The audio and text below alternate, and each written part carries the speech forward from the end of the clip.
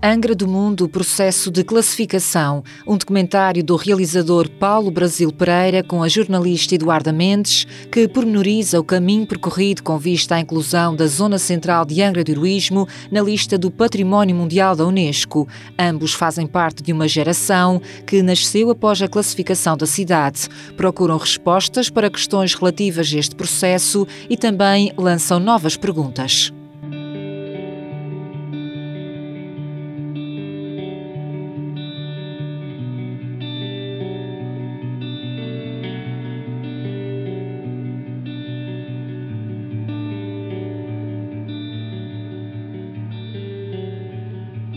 E temos a sorte de ainda ter os protagonistas de toda essa história.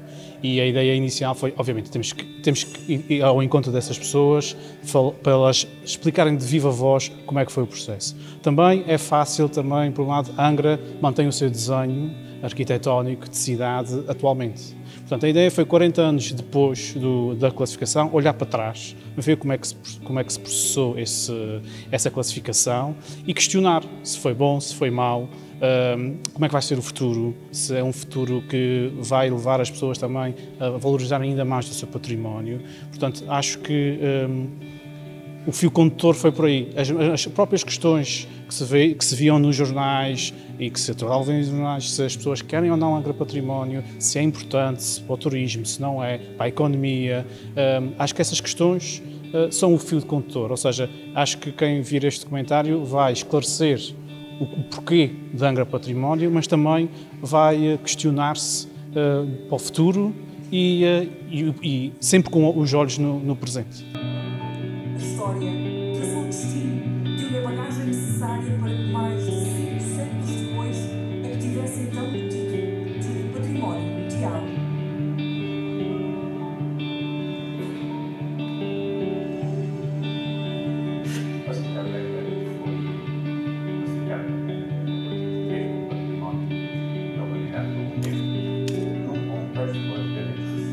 Surge inicialmente por ideia do Paulo Brasil Pereira, que me faz a proposta para conduzir estas entrevistas, inicialmente com um objetivo muito concreto: fazer ver e explicar o que é que foi realmente o processo de classificação da cidade de Angra do Heroísmo nas listagens do Património Mundial.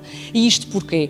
Porque há toda uma geração, a minha, a dele e de muitos outros, que nasceu com Angra já classificada, com Angra Património, ou seja, para nós isto é um bocadinho um dado adquirido, não temos bem a ideia de como é que foi. E depois também há um outro fator, que uma grande parte da sociedade angrense e terceirense, à época, estava concentrada em reconstruir as suas casas o mais rapidamente possível. Vínhamos do sismo de 1980 e a prioridade era, sem dúvida, a reconstrução. Portanto, muitas fases deste processo, desta classificação e até as explicações dos porquês acabaram por passar um pouco ao lado, porque realmente não era a prioridade à época, e achámos que fazia todo o sentido, nesta celebração, nestes 40 anos, haver uma explicação de fundo com os pais da classificação, com os intervenientes base, mas também com massa crítica, porque uma cidade só é realmente se for pensada para o futuro.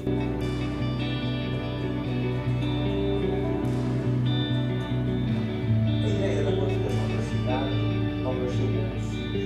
Entretanto, quando um conjunto de sócios, uma cadeia de academias, fez em que se estruturavam estas várias ideias sobre o valor da cidade. Para alguns arquitetos da Casa